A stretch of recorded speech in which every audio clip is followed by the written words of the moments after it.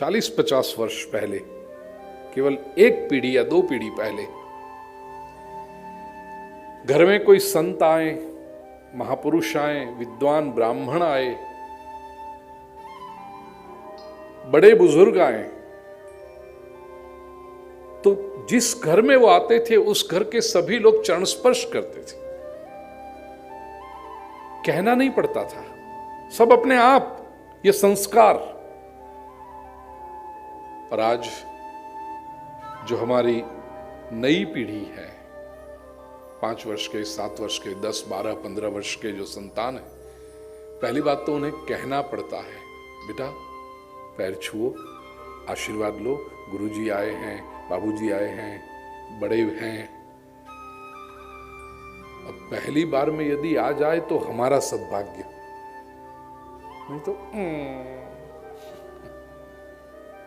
नहीं। कई बार तो लालच देनी पड़ती है अंदर से, देखो जाके चरण स्पर्श करोगे ना तो बाद में हम चॉकलेट देंगे तुम्हें।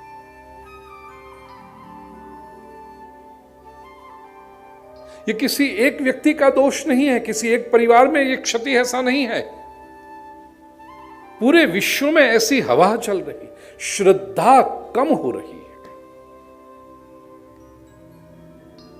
एक तरफ जिसे हम प्रगति मान रहे हैं वो प्रगति हो रही है समाज की, साइंस एंड टेक्नोलॉजी के विश्व में, और दूसरी तरह मनुष्य की श्रद्धा कम हो रही है। इसके कारण सुख सुविधा की सारी चीजें आसपास उपलब्ध होने पर भी मनुष्य के अंतःकरण में शांति, प्रसन्नता या आनंद का अनुभव नहीं हो रहा। प्रत्येक व्यक्ति प्रति क्षण संशयग्रस्त होकर जीता है, और एक बार यह श्रद्धा टूट गई परमात्मा के प्रति, शास्त्र के प्रति, संतों के प्रति, फिर वो टूटी हुई श्रद्धा, वो संशय सब जगह आता है। फिर तो सामने वाला व्यक्ति भी,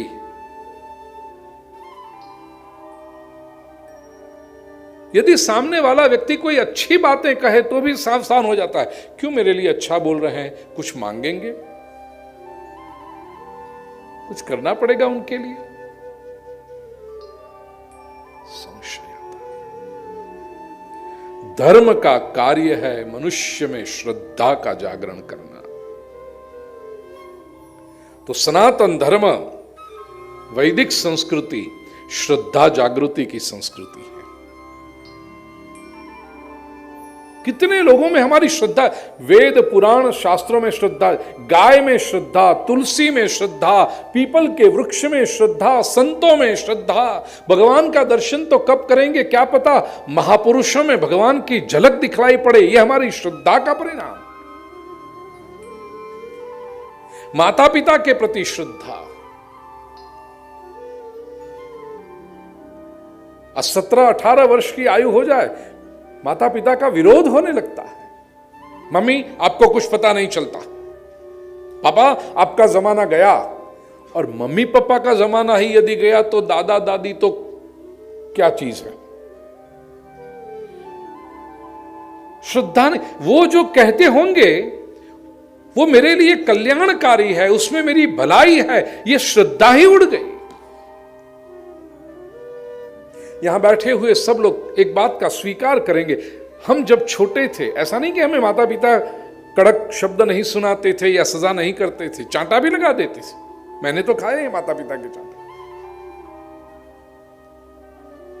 ऐसा नहीं था कि हर बार वो हमें पसंद हो वही कहते थे, कभी हमारे मन की विरुद्ध की बात भी करते थे, बुरा भी लग जाता था, रूठ कर कोने में बैठ भी जाते थे, रोना भी आ जाता था। लेकिन एक बात मन में तय थी, पिताजी ने जो कहा है वो मेरे भलाई के लिए कहा है। जिस पिता ने चांटा मारा, बुरा लगा अवश्य उस समय, लेकिन आधे घंटे के बाद वही पिता की गोद में जाकर सर रख दिया, क्योंकि मेरे पिताजी कभी मेरा बुरा नहीं कर सकते। वो श्रद्धा थी। आज वो श्रद्धा निकल गई।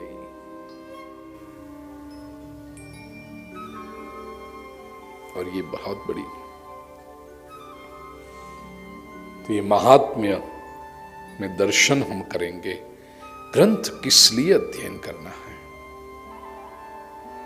प्रिय स्वजनों, प्रभु के प्रति श्रद्धा तो ग्रंथ ये जागृत करेगा, प्रकृति के प्रति श्रद्धा जागृत करेगा, शास्त्र के प्रति श्रद्धा जागृत करेगा, लेकिन श्रीमद् भागवत की महिमा यह है कि वो हमारे अपने प्रति भी श्रद्धा जागृत करता है।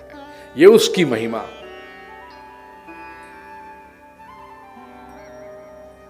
क्योंकि ये भी एक बात, मनुष्य धर्म की बातें जब सुनने जाता है ना, तो वहां स्वयं को हीन, दुष्ट, पापी समझता है, और अधिकतर यही होता है। सत्संग सुनने जाओ तो पापी हैं हम, न जाने कितने पाप किए होंगे, इस संसार में आ गए, अब ये पाप जब पूरे होंगे तब मोक्ष मिलेगा, तब तक ये जन्म मरण के फेरे में घूमते रहो। तो ऐसा एक वातावरण निर्माण किया जाता है कि हम पापी हैं, हमारा जन्म ही पाप के कारण हुआ। पापो हम पाप कर्मा हम पापात्मा पाप संभव। ये बात भारतीय संस्कृति के अनुरूप नहीं है, भले ये श्लोक संस्कृत में हो। हमारा जन्म पाप के परिणाम स्वरूप नहीं हुआ है। वस्तुतः एक पॉजिटिविटी आनी चाहिए। श्रीमद् भागवत, श्रीमद् भगवत गीता, ये ग्रंथ ये जो काम करते हैं, पुण्यो हम पुण्य कर्मा हम पुण्यात्मा पुण्य संभव। मैं पुण्यमय हूं, मैं पाप से उत्पन्न नहीं हुआ हूं, मैं पुण्य से उत्पन्न हुआ, पुण्य संभव, पुण्यमय कर्म करने के लिए मेरा जन्म हुआ है। ये पॉजिटिविटी निर्माण। 7 दिन हम सब एकाग्रता से, प्रेम से, श्रद्धा से, शांति से, आदर से श्रीमद् भागवत कथा का श्रवण करेंगे। परमात्मा के प्रति श्रद्धा तो जागृत अवश्य होगी, लेकिन इसका एक दिव्य परिणाम हमें प्राप्त होगा, हमें अपने प्रति श्रद्धा जागृत होगी।